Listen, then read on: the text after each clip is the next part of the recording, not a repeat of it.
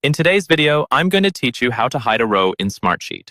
We'll be working inside a project sheet in Smartsheet, and the idea here is to use Smartsheet's hierarchy feature to effectively hide rows you don't need to see all the time without deleting anything.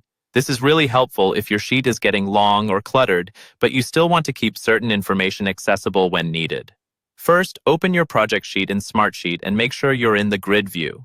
This is the standard spreadsheet style view where you can see all your rows and columns. If you're following along from a link, it should open directly in that grid view. If not, just select Grid from the View options at the top. Next, find the row that you want to be able to hide. Think of this row as the detail or child row that you don't always need to see. Above this, you'll want a row that will act as the parent row. If you don't already have one, you can insert a new row above and give it a clear label, like a section title or group name. Now click on the row number of the row you want to turn into a child row.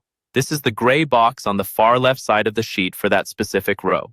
Clicking here highlights the entire row, so you know exactly which one you're working with.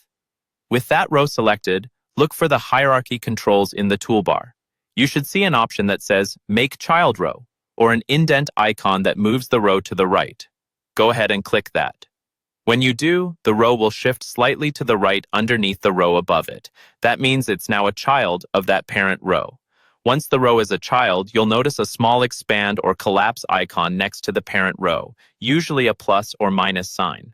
Click this icon to collapse the parent row. When it collapses, all of its child rows, including the one you just indented, will be hidden from view. They're not deleted, they're simply tucked away under that parent. To see the row again, just click the same icon to expand the parent row. This lets you quickly toggle between a clean, high-level view and a detailed view whenever you need it. And that's how you hide a row in Smartsheet using hierarchy and collapsed parent rows.